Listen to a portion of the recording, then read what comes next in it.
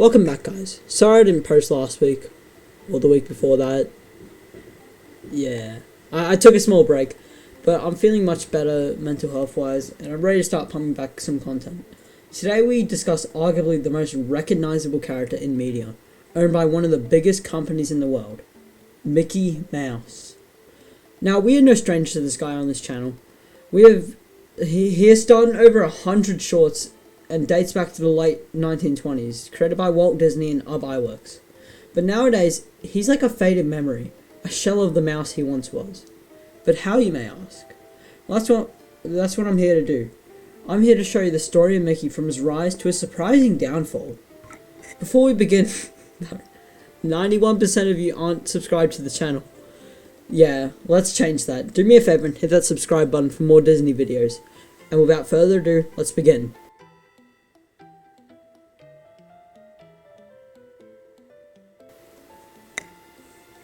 Mickey Mouse was created in 1928, at a time where Walt Disney and Ub Iwerks were on their last legs and needed some way to save their careers.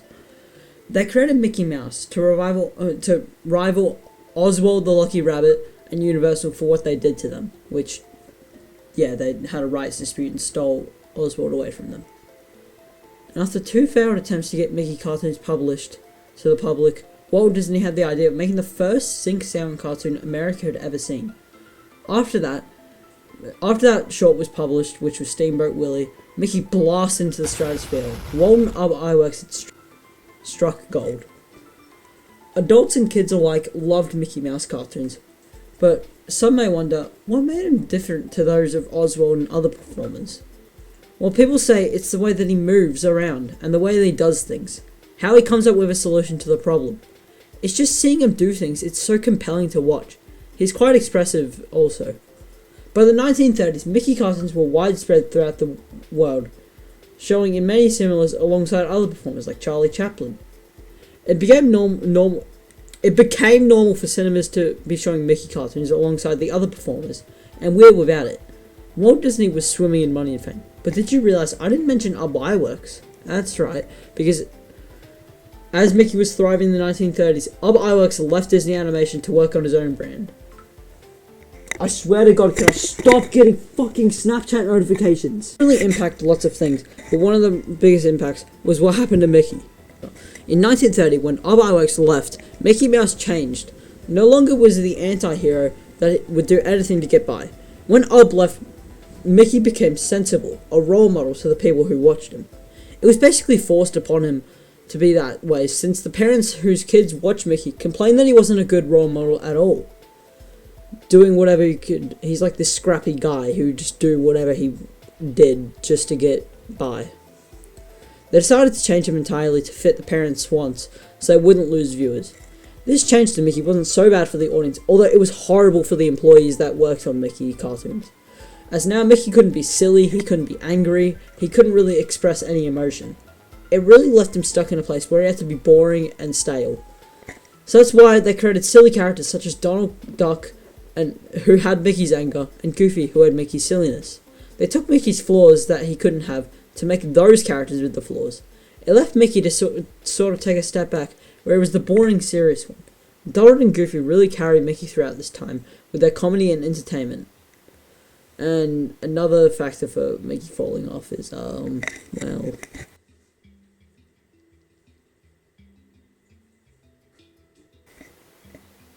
World War II happened between 1939 and 1945 and changed the lives of millions. With Adolf Hitler, he ordered his men to kill Jewish people and put them in concentration.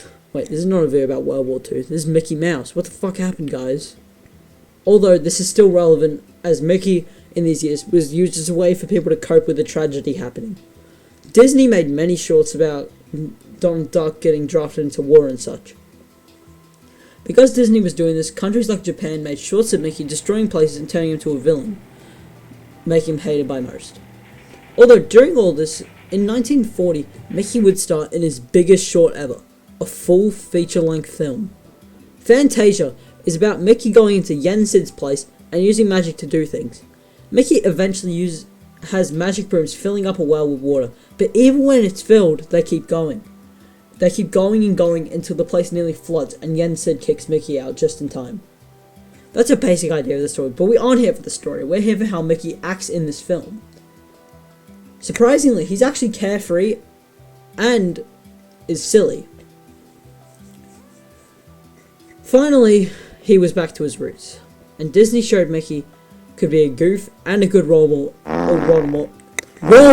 at the same time. Although many say that in that final scene where Yensid kicks him out and he scurries off the stage, Mickey never quite came back. And I agree with that, honestly, because Mickey post World War II is like, it's horrible.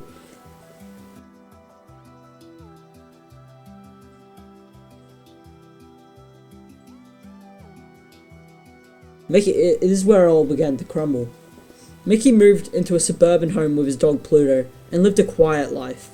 He was just like a normal person doing normal things in his home, so tame, so calm.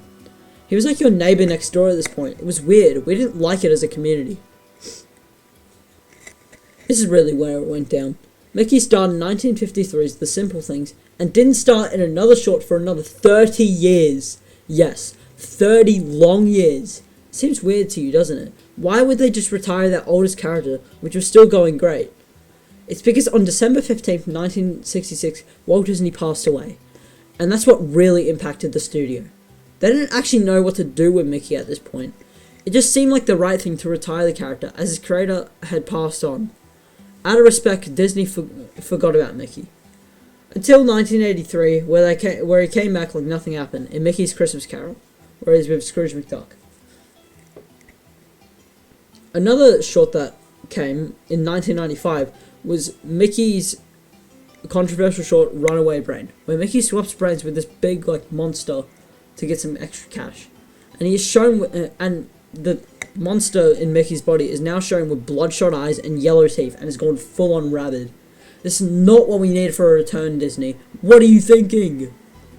Disney was mostly silent for the early 2000s, but in 2010 we know Epic Mickey was made, which is MVP, great. And it went pretty well for Disney. But then the sequel ruined everything. It's unfortunate. Although, in 2013, Paul Rudish began to direct new Mickey Mouse shorts in a show simply called Mickey Mouse. It had ran on 5 seasons and recently just ended in 2023.